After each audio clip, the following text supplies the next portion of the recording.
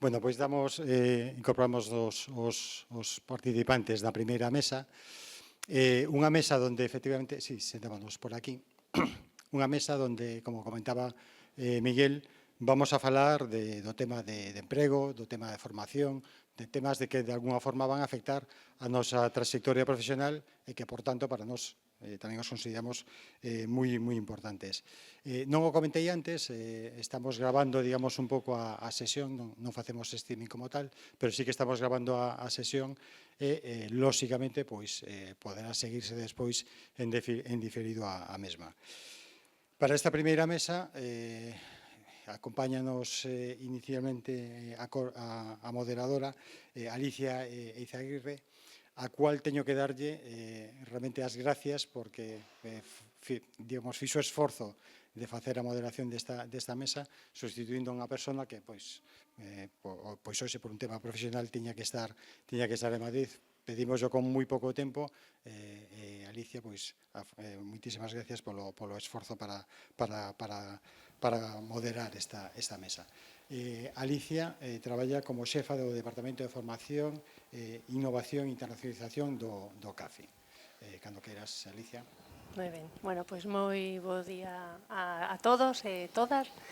Por suposto, a vos los tres. Nos xa falamos fai uns minutiños entre nós para coñecernos. De feito, xa tivemos incluso unha videoconferencia, que estábamos falando da importancia dese contacto previo e do importante que pode ser as relacións tamén en remoto.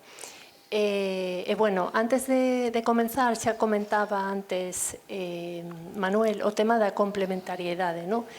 Temos aquí a María Dorrego, a Fran Bellas e a Fernando Suárez, e cada un deles ten un perfil que como ides ver nas súas respostas, están complementándose un a outro, xa que traballan en diferentes ámbitos. Non podemos dicir máis nun ámbito institucional no caso de Fernando, nun ámbito máis universitario no caso de Fran e no caso de María, pois nun ámbito da empresa privada, dunha consultoría.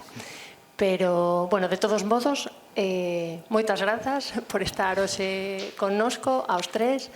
E antes de comenzar, sí que me gustaría, ainda que fora brevemente, presentalos, non? Porque, no caso, por exemplo, de María, ela é unha persoa que ten formación en liderado transformador, xestión de persoas, está especializada en recursos humanos.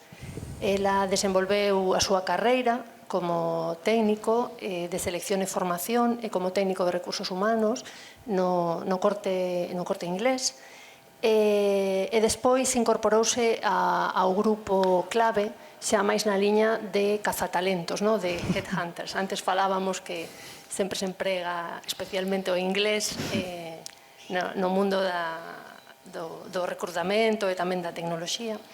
E desde 2021 exerce como People and Talent Leader en Quelea. Neste posto, ela impulsa proxectos de transformación organizativa, de cultura empresarial, de desenvolvemento de equipos e de xestión de talento, e acompaña desas empresas un pouco nas formas novas de traballo e sempre pensando en crear valor sostible. Entón, logo imos falar e coñecer un pouco como é esas dinámicas de traballo. Grazas. No caso de Fernando, Fernando é presidente do Colexio Profesional de Enseñaría en Informática de Galicia. Tamén preside o Consello Xeral de Colexios de Enseñaría en Informática de España, licenciado en Informática pola Universidade da Coruña e certificado en Transformación Digital polo MIT. No seu caso, desenvolveu a súa carreira en distintos organismos públicos galegos, se non me equivoco, Deputación de Ourense, aquí en Amtega tamén, e no Concello de Santiago de Compostela. Un pouco sempre en relación coa innovación, coa transparencia e coa modernización tecnolóxica. Tamén ten esa parte académica, como profesor asociado na UDC, participa en varios mestrados universitarios, e logo tamén fai uns minutos falábamos da súa colaboración no programa Navega con Rumbo, coa Xunta, un pouco para favorecer esas contornas digitais seguras, non? Para tanto a las familias como ao alumnado como ao profesorado. Por último, e non menos importante, Fran Bellas, ele é catedrático na Universidade da Coruña, leva 25 anos investigando no eido da inteligencia artificial aplicada a diferentes campos da enxeñaría e tamén imparte materias relacionadas coa aprendizaxe automática e coa robótica autónoma. É autor de máis de 40 artigos publicados en revistas indexadas e máis de 100 contribucións a congresos internacionais e capítulos de libro. Nos últimos anos centrouse no ámbito da robótica educativa e da IA aplicada á educación. De feito, contábanos fai un intre que estivo recentemente na UNESCO en París. Colabora igualmente coa Xunta de Galicia, co Consello de Europa, coa Universidade de Qatar e coa Fundación Asia Europa. Agora que falábamos, por exemplo, de París, tamén estaba falando antes con María sobre os correos electrónicos. O que sí queda claro é que esas ferramentas colaborativas que existen agora, esa realidade virtual que nos permite o mesmo estar en contacto coa UNESCO, no caso de María, que traballades con compañeiros en toda España, no teu caso, que tamén no ámbito nacional. Como estades xestionando esa transversalidade tecnolóxica, ese traballo en remoto nas vosas organizacións? Non sei que quere empezar. Podedes interrumpirvos, imos facelo o máis dinámico que podamos entre todos. A ver, no caso de que lea, no noso caso, é a forma natural que temos de relacionarnos, porque xa empezamos a crecer nun momento en donde tiñamos que utilizar modelos de xestión remota para poder facer a nosa actividade de traballar con clientes que necesitan acompañamiento no que pode ser a adopción de novas formas de traballo. Entón, para nosotros ha sido algo natural, ha sido algo que hemos tido que ir evolucionando. Nunhas primeiras etapas máis enfocados a que ferramentas vamos a ter que implementar na compañía, formación e capacitación para as persoas para sacarlle o máximo partido, pero neste caso o máis importante para nós foi como íbamos a facer para que as persoas entendesen como iban a adoptar isto no seu día a día. E o máis importante foi establecer principios e non tanto as ferramentas. O importante foi que a xente entendese a importancia da responsabilidade e a confianza que estaba depositando a compañía neles. Eu diría que foron estes dous puntos as claves para que o modelo poidese evolucionar na compañía. Fernanda, o primeiro, moitísimas gracias por invitarnos a esta xornada tan interesante. Gustaríame tamén aclarar un pequeno concepto que dicía antes Miguel Rodríguez, non López, que esta xornada pon as persoas no centro. Fran e máis eu somos as persoas, as dúas, non?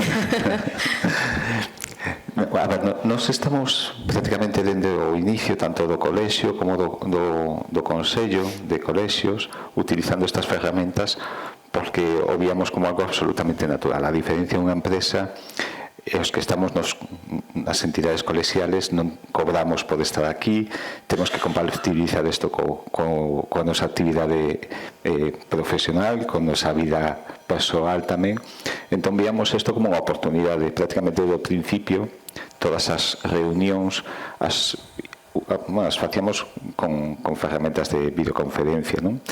Especialmente no Consello, onde temos unha xunta de goberno plural, que hai persoas de prácticamente todas as comunidades autónomas, entón isto é algo que para nós é unha gran ventaxa. É dicir, non foi como pasou en moitos casos, non, que a raíz da pandemia ou que empresas de nova constitución pois tiñan esta ferramenta xa, nos empezamos con moitas dificultades porque estamos a falar xa hai 15 anos no que estas ferramentas pois non eran tan habituais. Por sorte, no noso caso, pois somos todos tecnólogos, somos todos informáticos, entón o víamos tamén como algo natural, non? Creo que en certo modo tamén aportamos o noso grado de arena para que foran evolucionando e adaptándose a distintas necesidades, non? As ferramentas que había aí 15 anos, incluso a título persoal, non? As cámaras, os sistemas de videoconferencia, etc., melloraron moitísimo neste momento.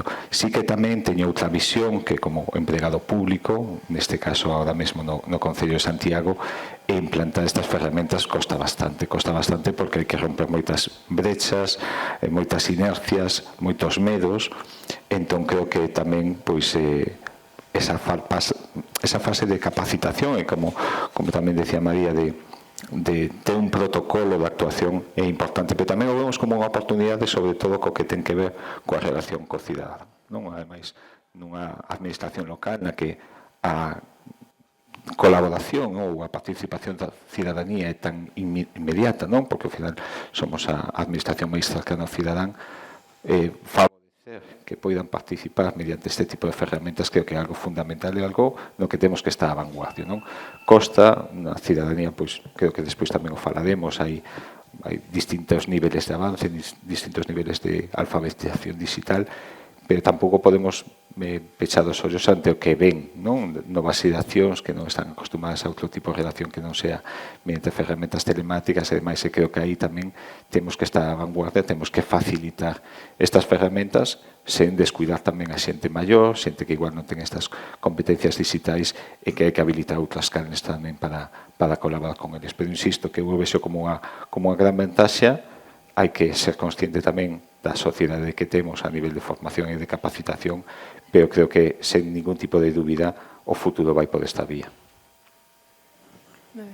Bueno, a nivel de universidade, eu diría en xeral, a nivel de formación, a pandemia sí que foi a gran diferencia, porque antes da pandemia estas formacións online e clases online non funcionaban de todo ben, bueno, seguen sin funcionar, pois é outro tema, pero a cousa é que coa pandemia todos os docentes tiveron que empezar a pregar as ferramentas, era obligatorio facer as clases online, e iso, bueno, a inercia é que volveuse maioritariamente a docencia presencial, pero non nas universidades non 100%. De feito, hai moitas titulacións agora, o mestrado de Inteligencia Artificial, o grado de Inteligencia Artificial, que son entre as tres universidades, e son en formato híbrido.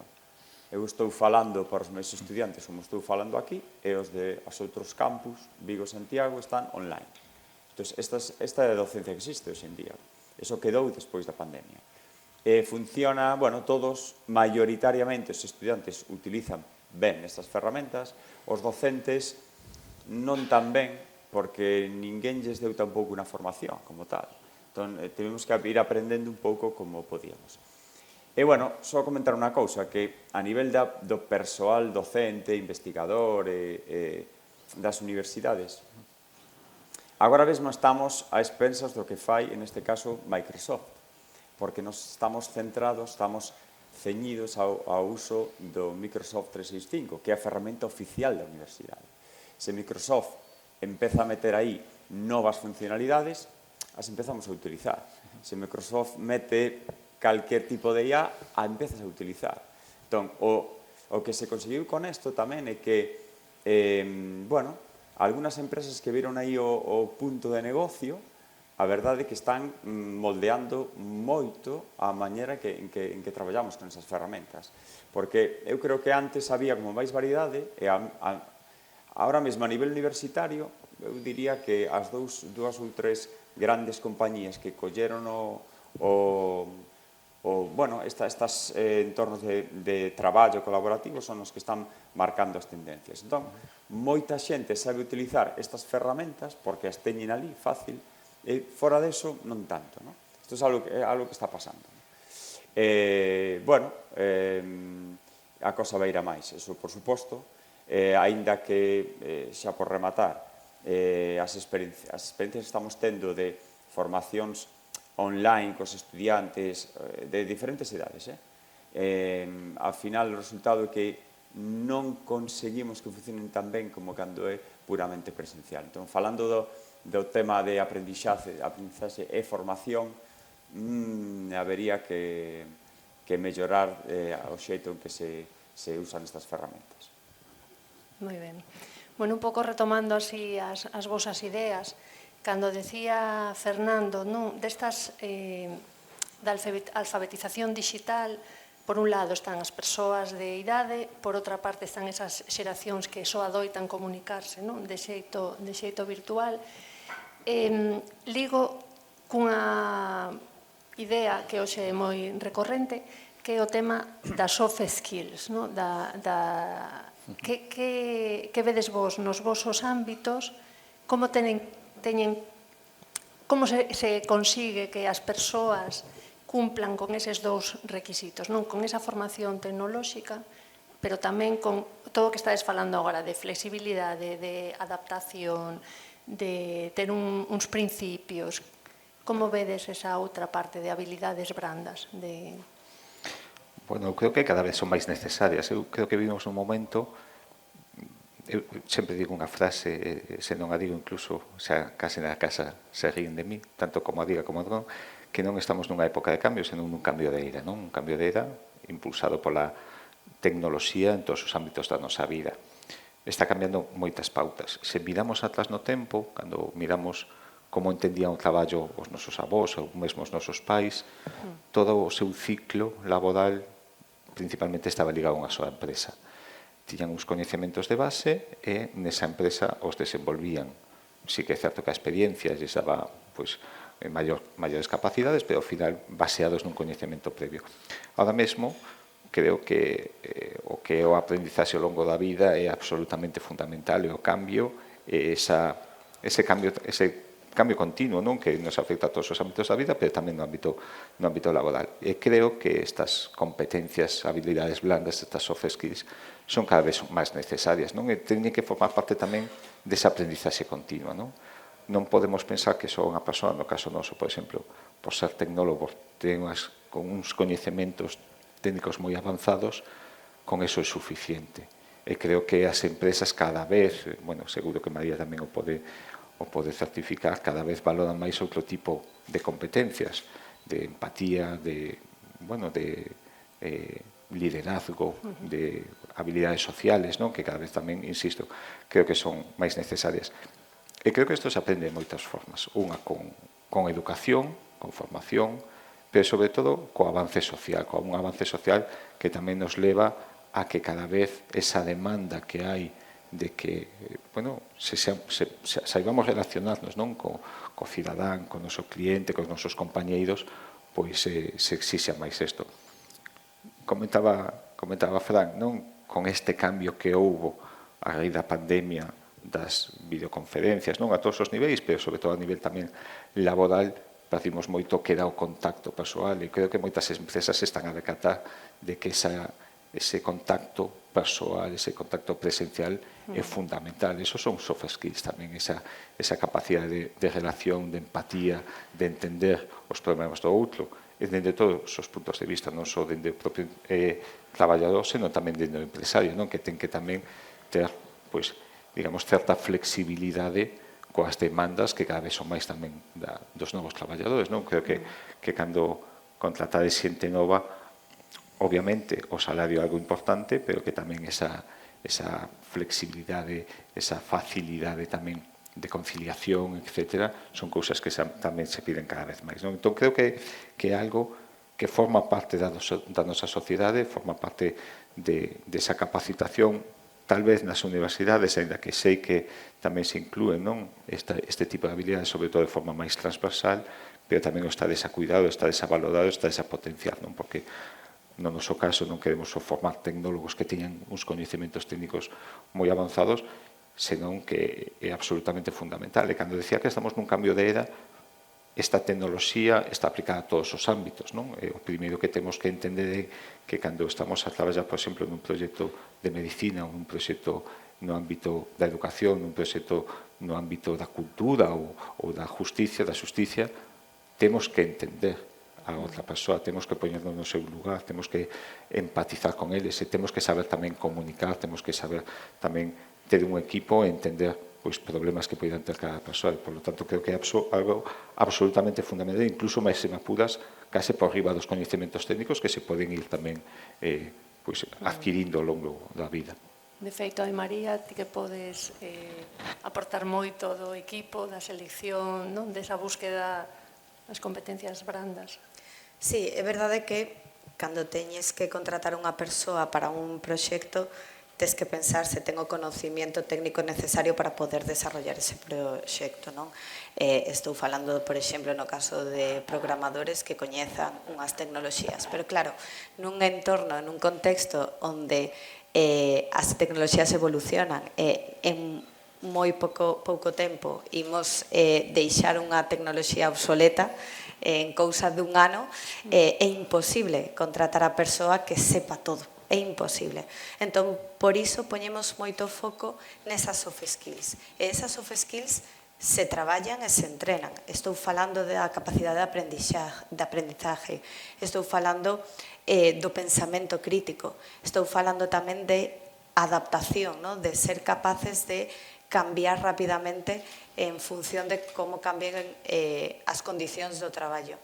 É unha cousa que comentabas, que creo que tamén é moi reveladora, que é a posibilidade de ser capaz de transmitir e de comunicar o que necesitamos facer.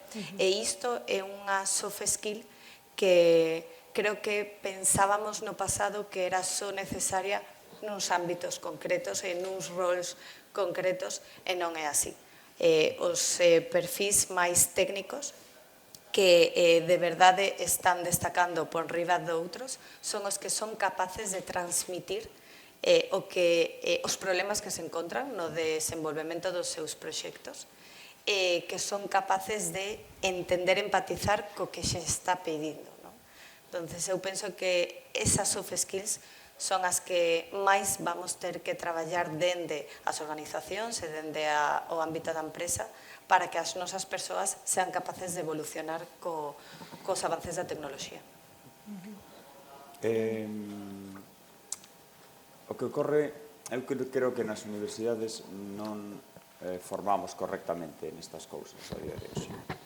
Porque eu dou formación en Facultade de Informática, en Enxeñería, perfis máis tecnolóxicos e técnicos, e a parte técnica está bastante controlada, pero moitos estudantes dinche, pero o primeiro día que logo empezo no meu traballo novo, teño unha reunión en inglés, teño que falar dente de 10 persoas, explicar o que estou facendo e facer unha presentación. E a mí na universidade ninguén me ensinou a facer isto. Pero o problema non é a parte técnica, é que non saben como expresarse, porque se supón que estou contratado para ser técnico, pero a realidade xa non é así nas empresas. Os técnicos teñen que explicar, que traballar en equipo. Entón, isto sí, o fan algúns profesores na súa asignatura, porque lles parece que é algo relevante, pero non se fai de maneira máis formal. Eu creo que falta eso. Ainda diría que falta tamén antes. Estudantes de bacharelato xa deberían empezar a falar en público e contar cousas diante dos compañeiros, porque é algo que hoxe en día é fundamental. O inglés, todas estas cousas que eu considero que son hoxe en día básicas, e máis nun formato técnico. E logo, por dar un exemplo de, vou non mover ao que máis coñezo, que é a parte de inteligencia artificial. Cando nos estamos ensinando, eu dou clase unha materia que é bastante específica, que se chama interacción humano-robot. En esa asignatura, a parte das técnicas que se poden utilizar para que os robots falen cos humanos, máis ou menos sofisticadas, hai unha parte que o humano ten que entender o que lle di o robot. Ten que haber aí unha certa explicabilidade, empatía. E os estudantes que teño eu, que teñen que programar o robot, dime, pero que eu non sei como teño que facer a programación para que o robot sexa máis ou menos empático, cando a persoa que está enfrente ten 60 anos, 25, ninguén me formou nesto.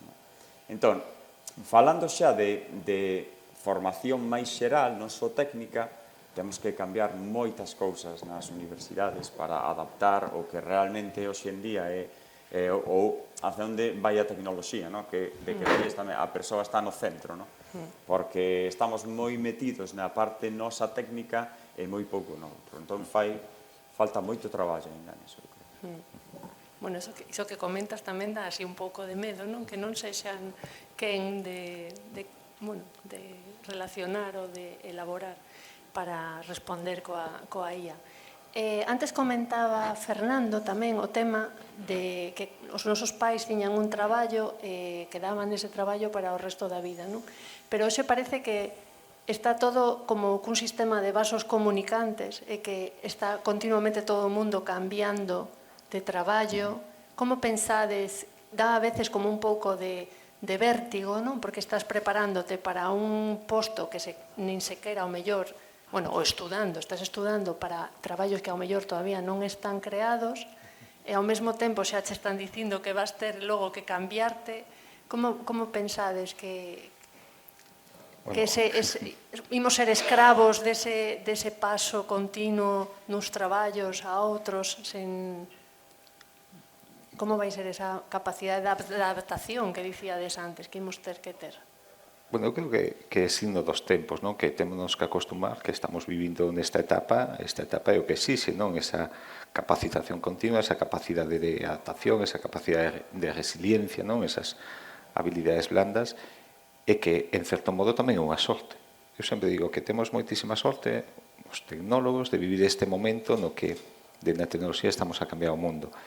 E tamén temos moita sorte de poder escoller, de poder decidir onde traballar, porque moitas veces ou moitas profesións non teñen esa capacidade. Entón, eu creo que isto tamén é enriquecedor, porque ao final, cando ves distintos puntos de vista, acabas tendo unha visión moitísimo máis global, non? Dos problemas, das posibles solucións, de como afrontalos, de como, innovar, non? Desde distintas perspectivas. Entón, eu creo que iso é algo positivo. E creo que deberíamos de poñerlo como algo positivo.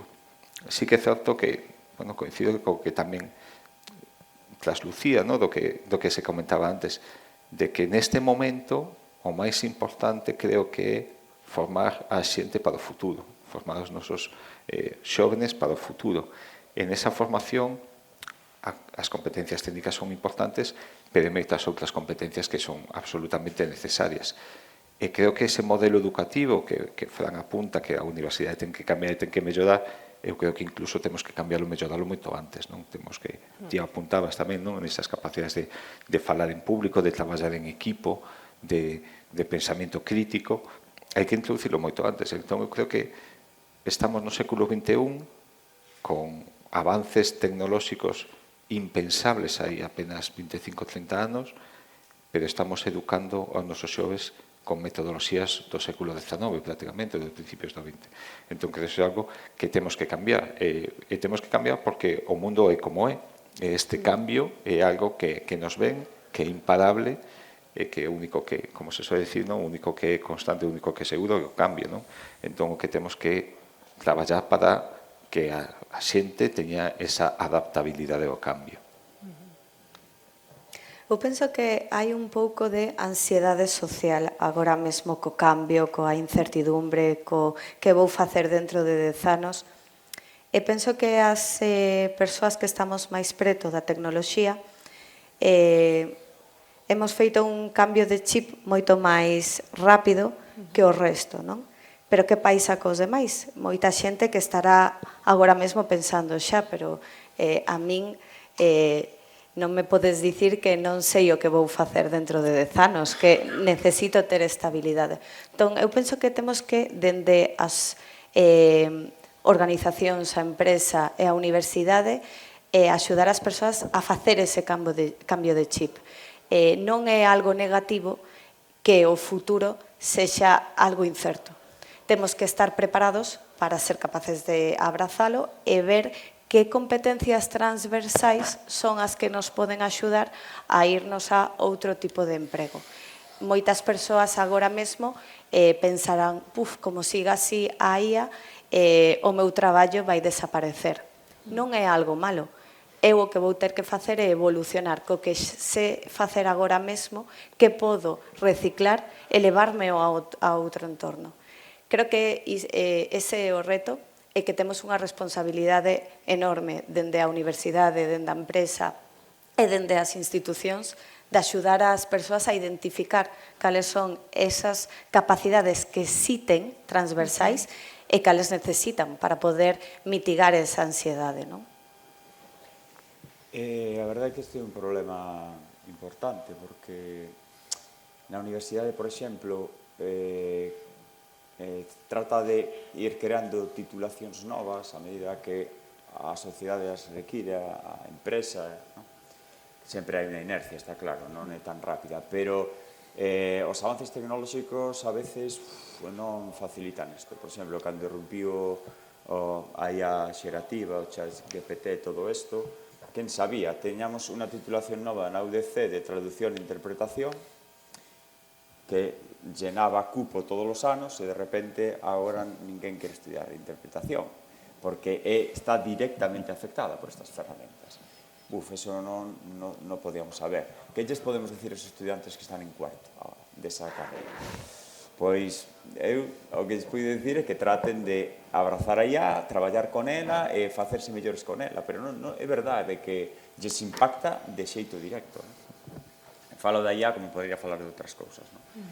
Pero, bueno, certo é que si temos unha quitando agora neste momento é complexo pola IA, pero que sí que temos unha certa inercia de ver que titulacións poden ter un futuro un pouco máis complicado no emprego porque a parte digital non encaixa moito nelas e os estudantes o saben eso, vale?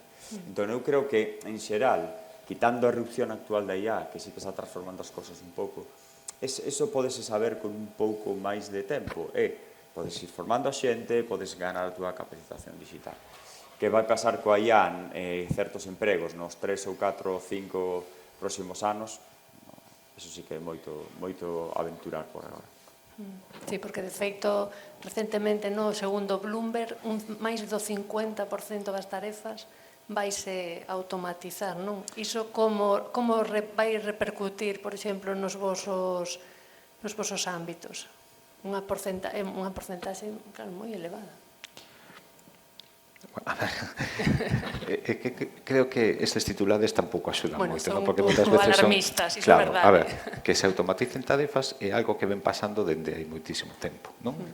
Bueno, ahora se fan moitas analogías e non quero entrar, pois, en frases tan manidas, non? Pero como as distintas revolucións industriais, non? Cando apareceu a automatización, desapareceron tarefas, si, postos de traballo, xa non tanto, que é distinto, non é o mesmo unha tarefa que un posto de traballo. Que se automaticen certas tarefas, pois creo que é algo positivo, porque aquelas que se van a automatizar son moitas das que tampouco redundan pois nesta experiencia do empregado, non? Que é algo que tamén pois moitos dos xóvenes de agora buscan, non? Traballos que sexan motivadores. Entón, facer un traballo absolutamente repetitivo pois é algo que tampouco creo que debe de ser un obxectivo para o futuro, non? Sobre todo para un futuro tan dinámico e tan cambiante. Desaparecen moitos. Se o pensamos, por exemplo, os cobradores da autopista, agora apenas hai cobradores da autopista, ou temos o automático, ou pagamos coa tarxeta, pero apenas hai. É un posto de traballo que desapareceu. É un posto de traballo motivador? Pois creo que non. Pero o que creo que temos que ver é que esta evolución o que ten que poñer é as persoas no centro e facer que os traballos sexan máis enriquecedores, máis motivadores e nos que poidamos aportar. Que poden desaparecer certos perfis? Bueno, eu onte lendo, por exemplo, un informe do World Economic Forum, decían que nos vindeiros anos van a desaparecer 92 millóns de postos de traballo, pero van a aparecer 170. Cando vemos os titulares hai que lerlo todo, porque se vemos que van a desaparecer 90 millóns de postos de traballo pode ser alarmista. Se vemos que se quedan 170, claro, ao final o neto é moi positivo, non? Que a inteligencia artificial automatiza moitos traballos, sen dúbida, pero se podemos ter un traballo no que colaboremos con esa inteligencia artificial nos faga que o traballo sexa máis motivador, que aquelas tarefas máis repetitivas, máis redundantes, menos motivadoras, pois as facemos cunha máquina e nos podemos ser máis eficaces e máis eficientes, creo que é positivo. Que igual desaparecen postos de traballo? Bueno, facer prediccións a futuro neste momento é moi complicado, pero estamos a ver, por exemplo, un resurgimento das ciencias sociais, das ciencias das humanidades. Por que? Porque é algo que é absolutamente necesario para acompañar tamén, para compasar o crecemento da tecnoloxía, o avance tecnolóxico, que o fagamos, pois é unha vez máis, non poñendo as persoas no centro.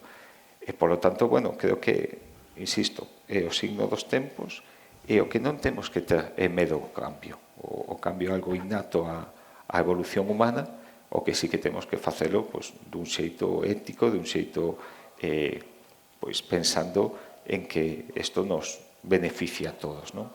Pero, bueno, creo que é algo imparable, non só a inteligencia artificial. Eu, cando falabas dos estudios e de como afectan, podemos falar tamén no futuro, eu son licenciado en informática, é dicir, xa a propia titulación cambiou, pero eu cando estudiaba, o meu primeiro contacto estudiando informática con internet foi en cuarto de carreira. E hoxe parece algo impensable que non esteamos conectados a internet a diario en cada momento, non? Eso me fai peor profesional? Non, eu creo que ao final o que tivemos que adaptarnos a aprender e ter ese aprendizaxe continuo e esa capacidade de adaptación. E algo vai pasar coa IA, algo parecido, que nos vai afectar a todos, non só aos tecnólogos, sino a calquera posto de traballo, non? E temos que verlo como algo positivo, utilizalo sen medo, aprendelo con unhas bases tamén normativas, éticas, de responsabilidade, pero vendo como un complemento positivo. No noso caso, por exemplo, me gustaría sumar a mensaxe positiva que das respecto á IA, porque a veces hai mensaxes moi alarmistas, non é para nada así. Isto é unha ferramenta moi positiva que vai facer que podamos optimizar moitísimas tareas moi administrativas e que tamén vai cambiar bastante o que ha pasado nestes últimos anos respecto á disrupción do mundo do desarrollo do software, por exemplo. No noso caso, utilizamos a IA para desarrollar software. E iso vai facer que estas profesións que son tan demandadas evolucionen completamente. Para que me entenda todo o mundo, tal e como vemos, se unha IA vai construir o código que necesitamos para que un produto sexa posible, que vai facer entón o programador? Pois vai ter unha papel moito máis creativa, moito máis de arquitectura. E ten sentido que sexa así, porque saen cuns coñecementos técnicos moi potentes. A universidade o está a facer ben dende o punto de vista do coñecemento técnico. A xente é moi boa, nós temos alumnos da universidade, da Facultade de Informática, que son boísimos. O que lles falta é ver como eses coñecementos o poden baixar ao día a día no mundo da empresa. Entón, creo que estamos nunha era, nun cambio de era moi positivo e que temos que ser capaces de ver como isto ten un pouquiño de sentido común, non? Como facemos con xeito, con unha perspectiva tamén ética, pero sen polo medo non abrazar esta oportunidade que é moi boa para que as organizacións sexan moitísimo máis competitivas e que o noso día a día teña máis valor para a organización. Deixemos de facer cousas que non aporta valor e centrémonos naquilo que realmente importa. Eu vou ir un momento aquí en contra dos empresarios. Hai que crear un pouco de polémica. Cando a IA, se di, a IA vaime aforrar tempo de traballo administrativo, a IA vaime aforrar tempo de tareas tediosas, a xente da empresa sempre di, así vai ser máis productivo, así vai ser... Así tes máis tempo para ir á praia, así tes máis tempo para... ¿no?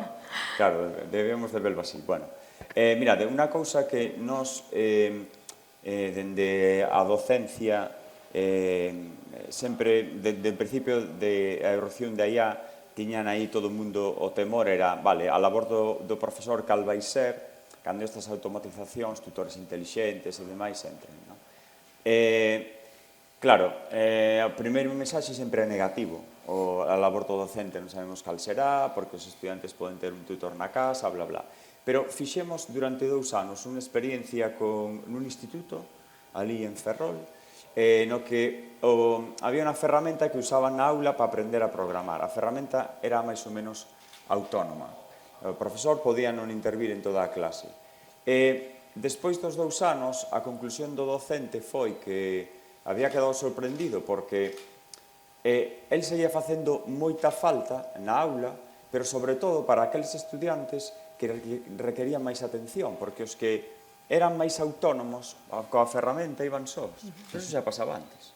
O único que fai allá neste caso é deixar claro que os que, polo que sexa, non estaban motivados e non podían seguir a clase, requerían a presencia do profesor. Entón, o profesor decía que creo que agora teño máis traballo, porque me teño que centrar nos 4 ou 5 da clase que realmente requeren apoio. Eso é malo, eu creo que non. Entón, eu podía prever 2 anos antes que isto podía pasar? Non. Entón, claro, estamos dicindo como vai afectar a IA, por exemplo, a certas profesións moito antes de saber realmente como vai ser. Non? Entón, eu un pouco de calma e un pouco de usala. Eu diría que usémola, empecemos a traballar con ela, aprender a usala, pero as consecuencias teñen que verse cando ocorra, non antes. Creo que a nosa experiencia é esa. En relación con iso que acabas de comentar, entón, podemos dicir IA inclusiva, IA non inclusiva, como vedes?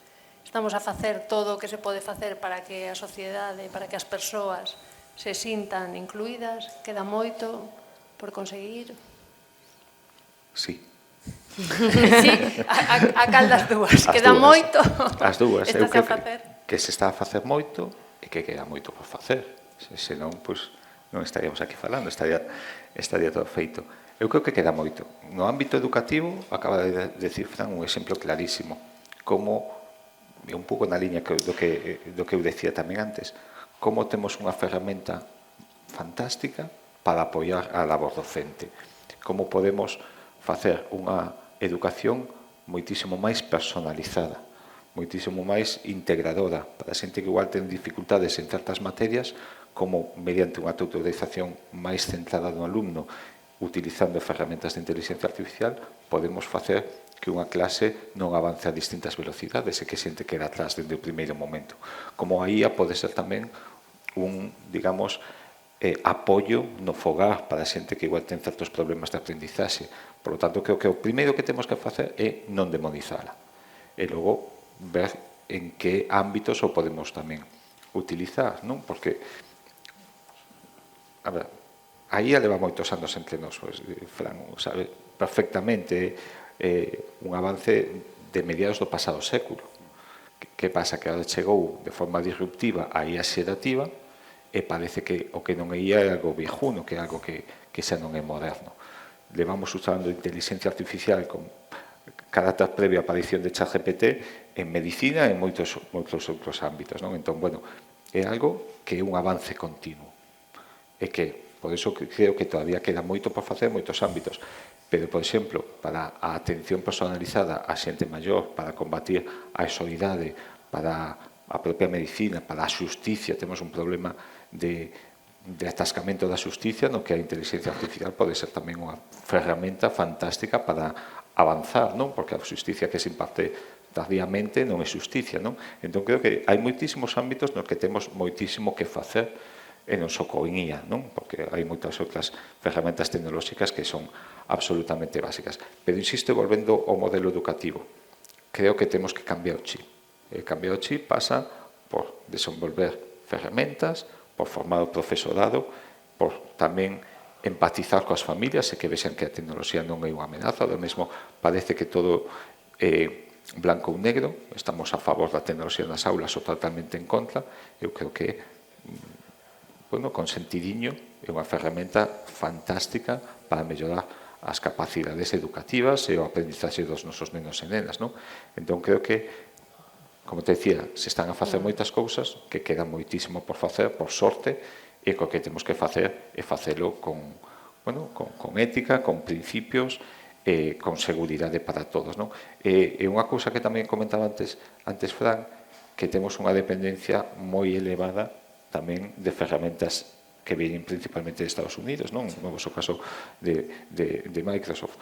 Pois, por que non vemos o que pasou? Vemos como un mal global, como foi a pandemia, dinamizou as necesidades tecnolóxicas e non somos quen de facer ferramentas aquí. Ou nos costa facer, porque cousas se fan. Pois vexamos tamén isto como unha oportunidade para o sector productivo, non? Como en España, en Galicia, se poden facer cousas que teñan repercusión a nivel global, porque ademais, bueno, o comentaba esos dous, temos talento. Entón, bueno, pois creo que isto é unha oportunidade. O comentábamos hace un rato, estamos nunha etapa moi inicial. Non temos nin idea de como sacarlle todavía o máximo partido á inteligencia artificial. O que sí creo que temos que ter en conta e ter unha mirada dende o principio nesta etapa experimental é que necesitamos poder experimentar e iso vai tamén provocar errores e temos que ter marxe para que existan. De alguna forma tamén temos que pensar en como esa IA non vai ter sesgos. Falando da ética, creo que o van a comentar na próxima mesa, creo que ese punto vai ser determinante. Se queremos pensar nunha IA inclusiva, temos que pensar, por suposto, en como abrila a todos os sectores nos que poda axudar, porque ten que ser unha ferramenta para que axude, pero para iso temos que pensar como esa IA está entrenada e preparada para que realmente dé respostas e dé solucións e axudas que non tengan sesgos que supoñan excluir a certos colectivos ou certas persoas. E creo que estamos agora mesmo cunha folla en branco. Temos moito que investigar, moito que facer e non vamos a poder conseguir facer nada se non empezamos a experimentar. Eso era o que comentábamos hace un ratiño. Falando o mellor así de inclusión que ten que ver co acceso á tecnoloxía, sí que está empezando a ocurrir unha brecha todavía máis grande entre algunhas zonas, outras zonas, algúns países, outros países, etc. Aquí parece, claro, vivimos en Europa, unha zona bastante avanzada tecnolóxicamente, que eso non afecta, pero vai afectar bastante, porque se ti todavía non tes unha boa conexión a internet, non podes correr un modelo de chat GPT, ni podes facer nada desto. Os modelos, vale, son gratuitos, pero teñen moito requerimento computacional, bueno, entón, esa é unha parte que depende casi máis das institucións, tratar de que as zonas que están, zonas rurais ou que sexa, que podan chegar ao mismo nivel de utilizar a tecnoloxía, porque a tecnoloxía nas grandes cidades vai irrumpir. Falamos agora de IA. E logo tamén, para poder chegar ás diferentes poboacións, claro, o problema aí tamén ocorre, xa está ocorrendo hoy en día, que os rapaces teñen IA nos smartphones, ainda que non a queran ter, está aí. E a usan, no Instagram, e os pais non teñen nin idea de que é iso, nin de como controlalo. O sea, totalmente fora de control. Claro, entón, por qué? É fácil dar formación ou coñecemento a toda a sociedade e aos pais? É complexo, eso pódese facer, pero sería a primeira vez. Unha formación global nese nivel. Podemos dar formación aos estudiantes para que dentro de 10 ou 15 anos, cando eles en pais a teñan, pero a día de hoxe, é un tema que non é tan sinxelo de afrontar. Eu, bueno, neste sentido, para mí, para lograr eso ao medio plazo, a clave é que na educación secundaria, na educación obligatoria, que haxa xa formación en inteligencia artificial e tecnoloxías digitais, moito máis do que temos. E non só no uso técnico de isto é unha folla de cálculo, isto é unha ferramenta para facer música, eso está ben. Non, se utilizas estes datos, se utilizas esta imaxe do teu compañeiro e lle pintas un bigote, isto podes publicar no Instagram. Pois o mellor non. E tamén creo que eso ten que ver con que non somos o mellor suficientemente conscientes de que a xuventud utiliza a tecnoloxía para comunicarse como un lenguaxe de comunicación, como estamos falando nos aquí. Entre eles falan polo dispositivo. E aí xurden outro montón de problemas que teñen que ver coa inclusión, que ninguén quede fora deso, porque a maioría utilizan, pero non todos, porque non todos, se chegar a casa, teñen acceso. Entón, bueno, hai varios niveles aquí de inclusividade da tecnoloxía, e moitos dependen, eu digo, das institucións, para poder facer que todos teñamos máis ou menos acceso aos mesmos niveis, porque creo que xa hai un tema social, non de ocio, nin técnico, é algo social. Entón, bueno, máis cousas que hai que facer. A mí sobre isto, porque é un tema que me apasiona, non? O que comentas. Mira, se eu, por exemplo, collo o móvil e o deixo caer, todos sabedes por que cae, verdade? Sí. Pola gravidade. Cantos sodes físicos? A gravidade é unha lei da física. Se eu collo colacao e leite e o mezclo, que teño? Unha disolución. Cantos sodes químicos, e todos o sabedes. Hoxe en día, a nosa sociedade está regida tamén pola tecnoloxía. E o que estamos a facer é a ter unha nova xeración de futuros profesionais, pero de cidadáns, ao fin e ao cabo, que non os estamos a educar na tecnoloxía. Eu creo que a tecnoloxía, a inteligencia artificial, o pensamento computacional, ten que formar parte dende xa incluso vamos tarde, do proceso educativo, do currículo educativo, dende pequenos, non na universidade, xa moito antes, porque forma parte das nosas vidas, porque os nenos as utilizan e porque no futuro, con independencia de cales van a ser eses traballos do futuro, van a usar a tecnoloxía no seu traballo. Entón, se un rapaz, unha rapaza quere ser abogada, quere ser suiza, quere ser médica, quere ser educadora, vai usar a tecnoloxía. Canto antes o empece a utilizar, canto antes aprenda as bases desta tecnoloxía, máis partido lle pode sacar. E o decías ti, que os rapaces cambian as costumes, non? Nos, no Consello, fixemos un estudio no ano 21 con UNICEF, máis de 50.000 enquisas a nenos e nenas, para saber cal é o impacto que ten a tecnoloxía. Ahora mesmo estamos a facer unha segunda fase.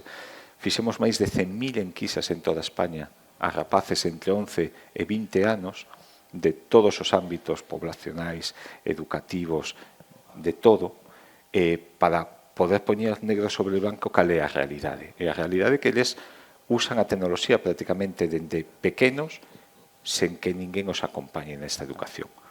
Os pais temos unha responsabilidade, tío, decías, podemos formar os rapaces na escola e non o estamos a facer ou non o estamos a facer ben, pero os pais temos unha responsabilidade de formarnos tamén nesta contorna.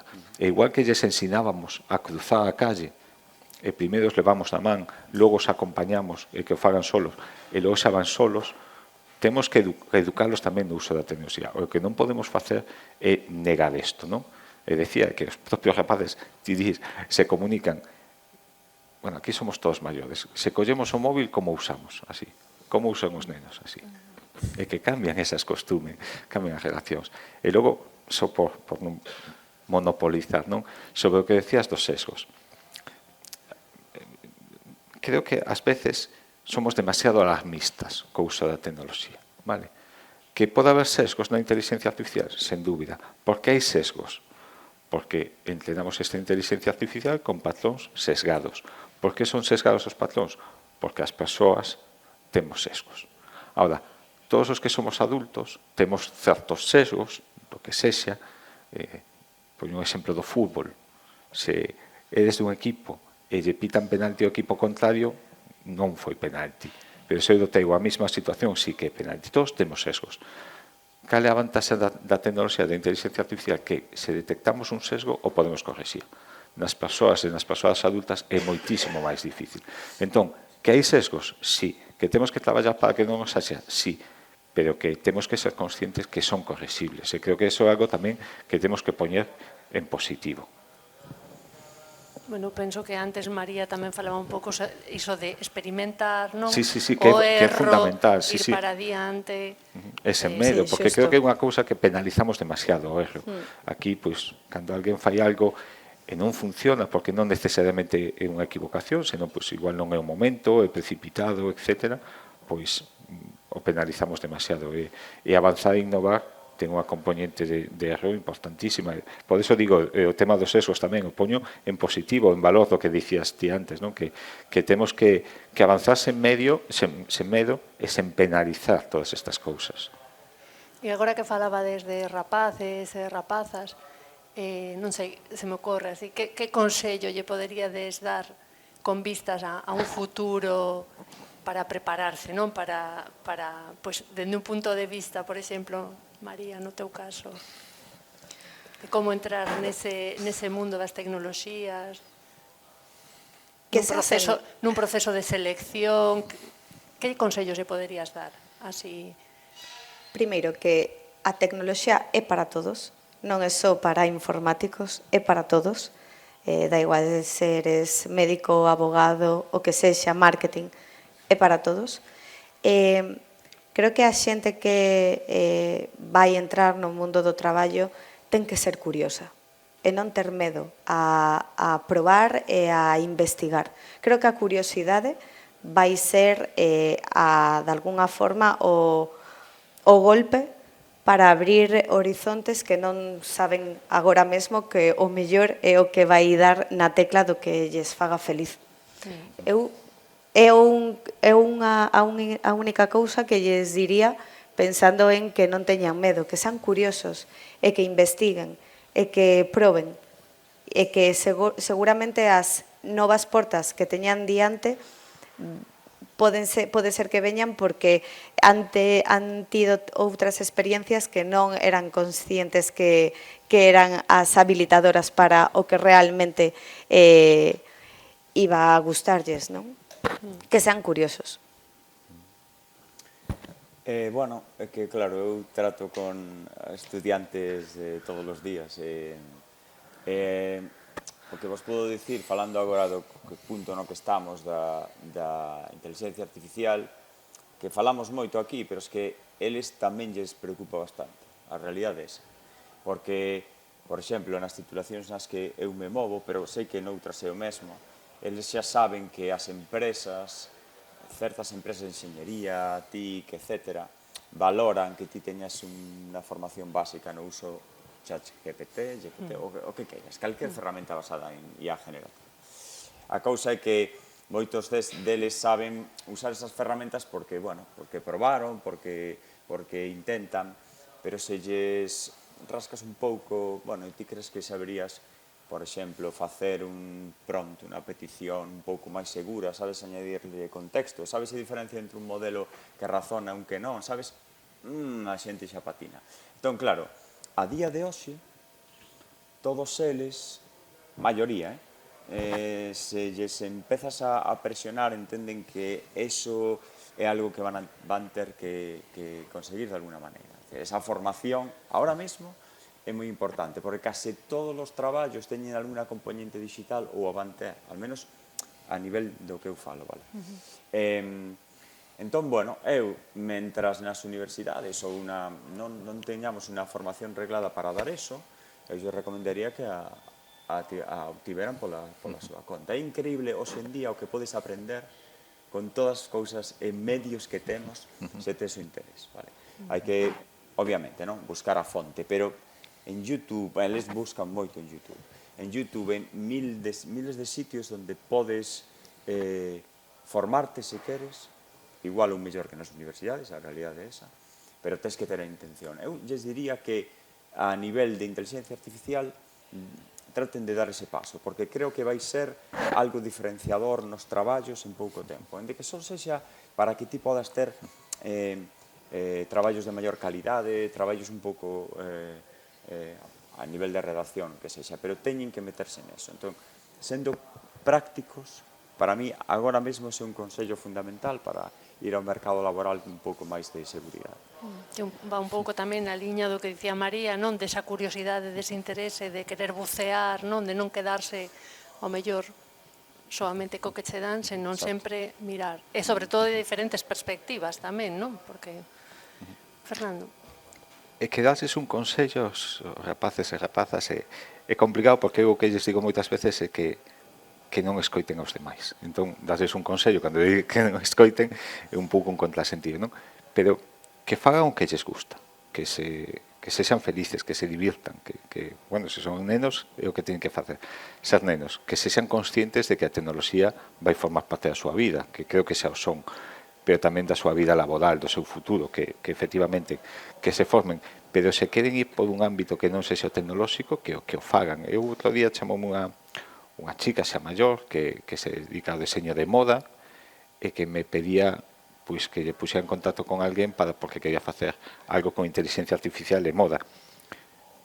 E que creo que o que hai que facer, se a esta chica tiña vocación, tiña talento para a moda, se ten que dedicar á moda. Se outro ten para a sanidade, o ten que facer. Se hai unha vocación de educación, o teñen que facer. Conscientemente de que hai unha parte tecnolóxica, sen dúbida, que formará parte da súa vida. Pero tamén que unha saída laboral é a propia tecnoloxía en sí. E aí estamos a ver como moitas familias, moitos entornos, pois, por exemplo, limitan que as nenas estudien tecnoloxía. Ti o podes corroborar, e ti seguro que tamén, que porcentaxe de nenas estudian profesións tecnolóxicas. Baixísimo. Eso é un problema grande como sociedade, porque estamos a perder moitísimo talento nas nosas profesións, non? E por que pasa? Porque está estereotipada, porque escoitan as familias como vas facer, por exemplo, enxeñería informática, telecomunicacións, inteligencia artificial, que isto de nenos.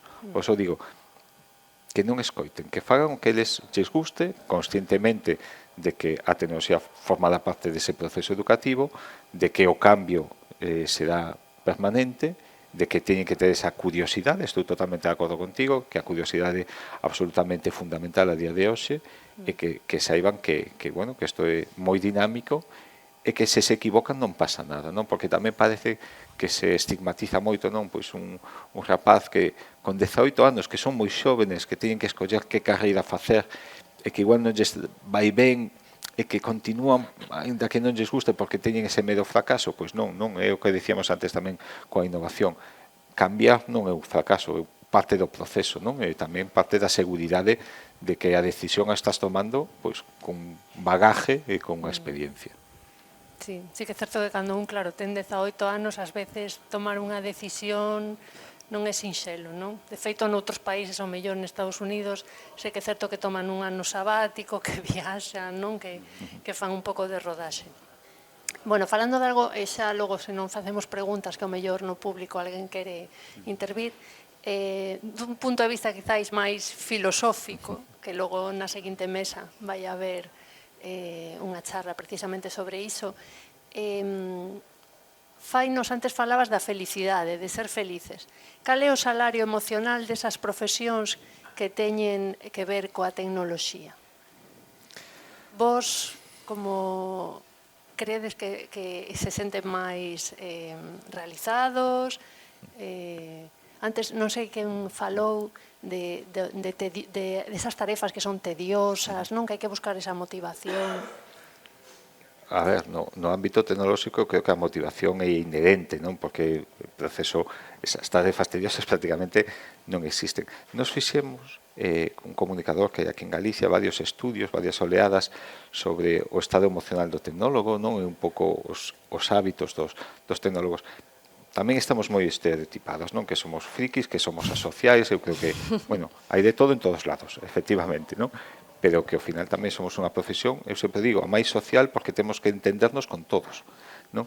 Cos médicos, cos abogados, cos filósofos, e prácticamente con todos, por eso esas habilidades son tan necesarias. Pero, como decía, nestes estudios que fixemos, o estado emocional, o estado de satisfacción coa profesión, coa titulación, co seu nivel de vida, co seu ocio, coas súas relacións persoais, é moi elevado. É moi elevado. Entón, creo que iso é algo tamén importante. Despois, a nivel contractual, pois seguro que María nos dá aí moitísima información. Pero, sobre todo, a mí o que me gustaría destacar é iso, non? Que a xente está moi satisfeita. E comentábamos tamén antes que temos un sector que, a pesar de que hai moita rotación e podemos verlo como unha amenaza, non como unha competencia, un sector moi unido, moi colaborativo, no que, bueno, por exemplo, personalmente teño a fortuna de ter feito moitísimos amigos a través de relacións que comenzaron a nivel laboral, non? E creo que é algo tamén a poñer en valor, non? Que a xente, pois, ve que esa parte de colaboración, de que proxectos tecnolóxicos que cada vez son máis grandes, non? Porque antes era un proxecto que igual facía unha persoa, pero os proxectos son moi grandes, hai moitísima colaboración entre tecnólogos, entre xente que ven de outros ámbitos da sociedade, das profesións. Creo que esa colaboración, esas distintas visións, etc., son moi enriquecedoras e a xente ten un nivel de satisfacción bastante elevado. No noso caso hemos visto como as cousas han ido evolucionando, é curioso, porque 2021 todo o mundo que entrevistábamos pedía traballo remoto. Traballo remoto. Dende España, e se podo irme tamén a traballar dende outro país, mellor. Pero agora hemos visto que non é así. Traballo remoto sí, pero eu quero unha oficina que ir de vez en cando, quero ter contacto con persoas. Creo que a veces temos a ter certos sesgos sobre os informáticos, que son persoas que non queren relacionarse cos demais, e non é así. Nos estamos vendo que o salario emocional que creemos que axuda a que a xente este desarrollando un sentimento de pertenencia á compañía e darlles flexibilidade sobre o modelo de traballo que eles necesiten e que se sean responsables de cale o que ten sentido para facer o seu traballo. Ti podes ir á oficina, podes quedarte na casa, pero con responsabilidade sobre o teu traballo. Esa flexibilidade forma parte do salario emocional. O traballo remoto, ter a posibilidade de que eu poda traballar o venres dende o meu pobo, para eles xa forma parte dunha forma de entender o seu día a día. E tamén o que máis piden as persoas que entrevistamos é axúdame nun plan de carreira. Axúdame a saber que podo facer para non quedarme atrás. Dame ferramentas, dame proxectos innovadores, dame entornos de traballo no que non sinta que estou quedándome atrás, porque son persoas altamente competitivas e que, na miña opinión, teñen moito mérito porque están nun entorno no que é moi fácil que quédense fora. Se mañán non saben os coñecementos da nova tecnoloxía que se necesita nas grandes compañías, van perder moita capacidade económica de crecemento. Entón, creo que o salario emocional se compón de todas elas, pero me gustaría tamén trasladar a mensaxe de que xa non é traballo remoto cero conexión co mundo. Non é así. Realmente ven o valor que ten ter un café co outro compañeiro, poder vivir o que é as relacións que ti xeneras nun entorno de traballo. Bueno, eu aquí non teño tanta opinión, pero sí que dos nosos estudiantes que terminan os mestrados ou os grados máis tecnolóxicos, inteligencia artificial, ou ciencia de datos ou informática, tal vez, sí que eu creo que todos eles ven como que hai moitísimas oportunidades hoxe en día. Poden escoller que tipo de empresa queren, se máis desenvolvemento, investigación, algo máis ou algo máis rutinario. E claro, iso é moito dicir, porque ti podes escoller un montón de cousas. E tamén, moitos destes estudiantes tratamos de que queden na universidade para facer investigación. É bastante complicado, porque teñen moita oportunidade. Entón, eu creo que iso tamén favorece este salario emocional. Tes moito onde escoller, podes facer cousas que che gustan, e se aos 6 meses non che gusta, vas para outra. Claro, iso é unha ventaxa. En este sector, e tamén potenciado por isto que decíamos da IA, isto pasa a diario, está pasando, vale? Con o cal, a mí pareceme que, bueno, debería ser un incentivo para que, por exemplo, máis rapazas viñesen neste sector. Porque non ocorre, bueno, hai outras razóns, eu non son experto, pero é así. Tamén he de dicir unha cousa curiosa, que cando surdiu o grado de inteligencia artificial, en informática temos, non sei, 20% de rapazas. Menos do 20, sí. E no grado de inteligencia artificial subiu por máis do 40%. Estudas na mesma facultade e tamén parece que ten esta componente de informática, pero creo que aí ten outro impacto social, outra non sei, outra maneira de ver de diferentes sectores, como entrar, podes tocar máis cousas diferentes. Bueno, espero que iso axude tamén a que outras titulacións se vexen así. Moi ben. Bueno, non sei se alguén quere facer algunha pregunta, porque nós estamos aquí falando entre nós, pero sí que é certo que ao mellor a raíz das temáticas que se comentaron, se queredes ou facer, non sei, algunha cuestión puntual, algún deles en relación con algunha...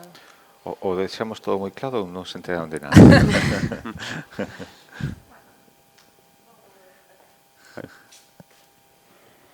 Ola, bueno, eu agradecer un pouco as achegas, non, que estuvestes a comentar, porque, bueno, é certo que sí considero que estamos nun momento como que genera ansiedade isto da IA, e efectivamente seguramente vos pues, levades todo isto, pero para moitos é algo novo. E a dúda que me xorde inicialmente vai en claro, aí a determinados sistemas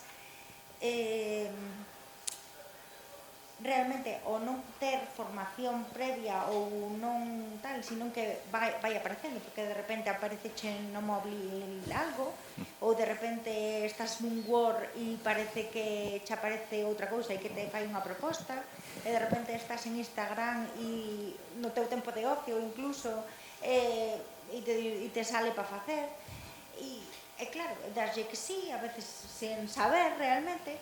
Entón, sí que me parece interesante eso da formación e, sobre todo, levar acompañamento, sobre todo para saber se o que estás facendo ou o que estás probando coa curiosidade de tal, en principio, non vai ser negativo. Porque, e despois tamén está o feito de que, como estamos nun mercado tan capitalista, que parece que está todo de comercio, e entón moitas veces non sabes se é que che están vendendo publicidade ou non sabes se eso o fan con unha intención, o sea, intencionalidade, claro, sobre todo en estes produtos, non? Que realmente tes pois de modo gratuito, se supone que o dato eres ti en vez de tal, e neste caso que pasa? Non? Por outro lado tamén víase cando empezou internet e empezabas a andar en internet nos buscadores, pois era, bueno, hai buscadores, pois o Google precisamente para min vexo que dá moitas utilidades, pero agora ya é un portal publicitario maiormente, entón tens que ir abaixo para coller tal, entón perde un pouco a perspectiva de buscador, porque realmente o que estás mirando al final tens que ir máis abaixo para poder atopar algo que non sea publicidade. Ou, e que pasa con este tipo de dispositivos?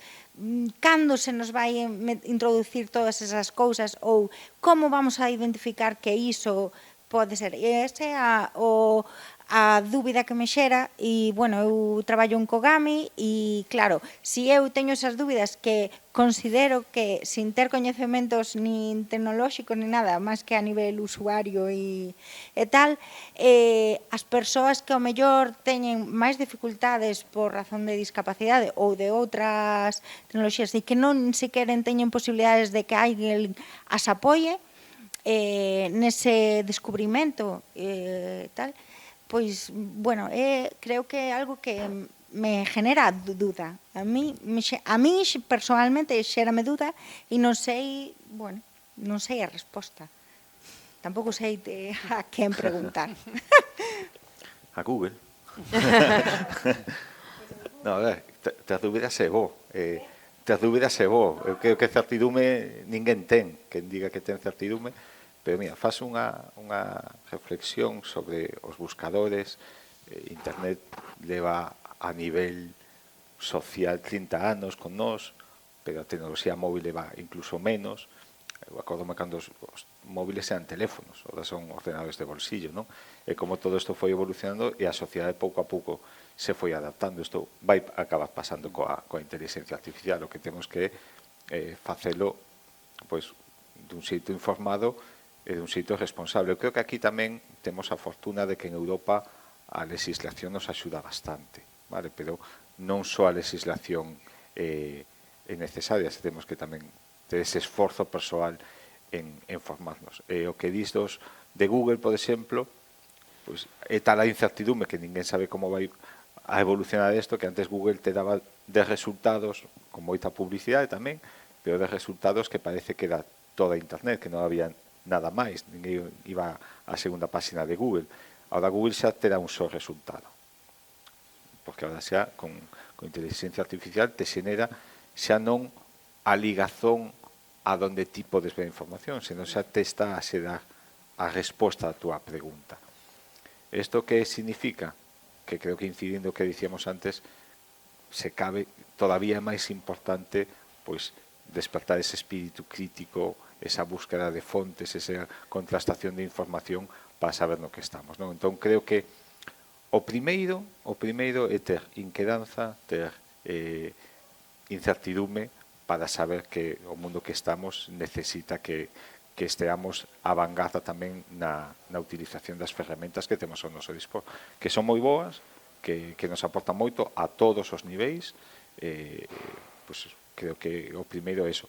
E logo, fontes e recursos hai moitísimos ao noso dispor, que temos que ter esa vontade de coñecemento permanente, de curiosidade. Eu quería dicirche que tes toda a razón en que nos estamos a expensas do que fan as grandes compañías que son as que están detrás desas ferramentas, vale? É así, se mañá eu quero impartir unha formación sobre o uso do seguro do smartphone, pois teño que mirar o que están facendo compañías. Eso, compañías concretas, o que fan eles é o que eu explico. Trato de facer unha explicación xeral para todas, pero dependo delas. Elas mañá cambian a forma de traballar, eu teño que cambiar a explicación. Eso é un pouco os tempos que estamos. Si, estás exposta, nós tamén estamos expostos, e os rapaces tamén están expostos.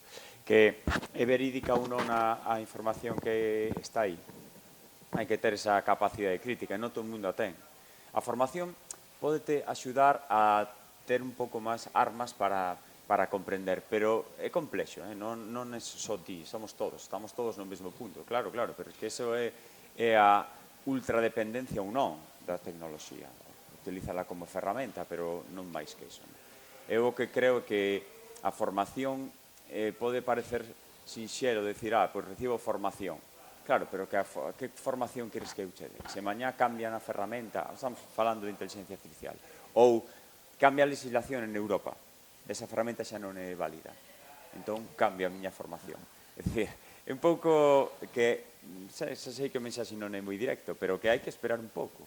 Non ter tanta dependencia de certas cousas. O sea, non facelles caso como se fora. Os rapaces é difícil, que o comprendan. Se o pon ali, é que está ben. Eu non teño nin idea do traballo de historia, pero como pon aquí, eu o pongo ali, e xa está ben. Non está ben. Eu que estou na área xurídica, non? A veces digo, bueno, a ver isto como que o tal, e de repente detectas que hai fallos garrafales. Perfecto. Modifican as normas, tu podes decir, a ver, de que fala isto? Danche referencias normativas tal, dislle, isto está mal, está derogado. O sea, realmente detectas moitos erros. Mira, por exemplo, aí no que dis, sí que a formación te pode axudar, porque cando eu dou esa formación, para ese caso concreto é un caso que se trata, porque na normativa pode fallar se o fallo normativo é moi grave. Claro. Pero hai maneiras de mellorar eso, poñéndolle contexto, xogando con como lle pides as cousas. Ao final tens que chequear, pero ao mellor chegas a ter máis dun 90% de fiabilidade. Se nesa formación xeral, o máis probable que non o uses para eso. Pero con unha formación un pouco sinxela, do que tens que facer podes mellorar, vale? Pero bueno, sí, está claro que, polo que decíamos antes, ti que estás explorando e usando, xa empezas a ter unha idea de como van as cousas, verdad? Pero que moita xente non o fai, porque non ten o espírito crítico, simplemente a usa e xa está. Eso é o que hai que corrixir. O que cambiou son as ferramentas. Nos, cando éramos xóvenes, tiñamos que facer un traballo de historia onde íbamos, a enciclopedia. E o que estaba na enciclopedia era verídico. Eso era irrefutable. Ahora temos outras ferramentas que nos permiten acceder a todo o coñecemento humano en calquera lugar, en calquera momento, pero que temos que aprender e non só usar estas ferramentas, senón tamén a ir ás fontes e contrastar e buscar distintas opcións, non? Entón, creo que o que hai que ensinar. Efectivamente, se ensinamos na última tecnoloxía, na última versión da ciberseguridade que teñen os teléfonos móviles, é importante, pero que temos que enseñar é o concepto, non? Aprender a adaptarse. Seguramente nas empresas que bueno, comentar así tamén, que avanza a tecnoloxía e o que ahora se usa pasado mañá xa non, o importante que teñamos profesionais con capacidade de adaptación porque teñen unha base. Eu creo que é o que temos que entender todos, non? Esa base ahora mesmo, ese espírito crítico, e saber que non todo o que vemos nun buscador, non todo o que vemos cunha ferramenta de inteligencia artificial é necesariamente certo e temos que contrastar. Eu teño o mesmo problema que tes ti.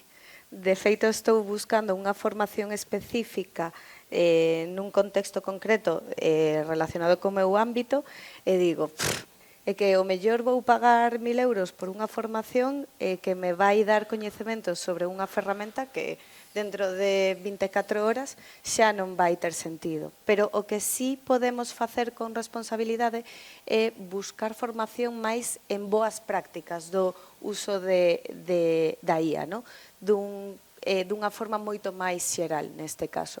Pero, por exemplo, saía outro día nas noticias, en modo anecdótico, cunha rapaza publicou un vídeo no seu Instagram chorando porque perdeu un voo porque lle preguntou a ChatGPT que cal era a porta de embarque e ChatGPT dixo unha que non era e perdeu o voo. Eu penso que se tes dous dedos de frente, home, irás no aeroporto a chequear, non? A porta de embarque. Pero isto é un exemplo simplemente para que sí que necesitamos non deixar simplemente a resposta da IA a elección que vamos a decidir. Temos que ter ese pensamento crítico, igual que cando facemos unha búsqueda no Google, bueno, podemos ver información, pero tamén podemos cuestionala. É importante, eso sí, para sacarlle partido, ter unha primeira formación moi xeral de boas prácticas e a partir de aí probar. Porque se buscamos unha formación concreta nunha inteligencia artificial que nos sirva para algo moi concreto, temos unha altísima probabilidade de que dentro de 24 horas esa formación xa non nos sirva. Quería preguntar a outra chica. Sí, creo que había unha pregunta máis. Nada, breve, que mencionaste esa educación digital para as familias, como de pronto? Como de? De pronto, de axiña. A que idades diríades? É unha pregunta complicada, Sería para as familias ou para os nenos, Liz? Para, bueno, sobre todo para as familias, sí, é moi temprana, digo. Eu creo que canto antes mellor. Eu creo que canto antes mellor. Por qué? Porque, ahora, insisto, estamos nese debate que está moi polarizado de a que edades empezan os nenos a tener móviles. Nos no estudio que fixemos, insisto, máis de 100.000 enquisas, o móvil o teñen en propiedade aos 9 anos. En propiedade, de media. Se aquí pensamos que hai rapaces que contestaron con 20 anos, ese se elevaron esa media. Entón, os rapaces de hoxe en día o teñen os 7 e 8 anos. Eu creo que canto antes os acompañemos, moi fácil é modelar un comportamento de responsabilidade. Por exemplo, vemos que hai moitísimos problemas de nenos que van á cama co móvil, se perde o control paterno, non se sabe a que horas están conectados, se conectan a altas horas da madrugada e isto ten unha repercusión directa no rendemento escolar, ademais de outros posibles problemas.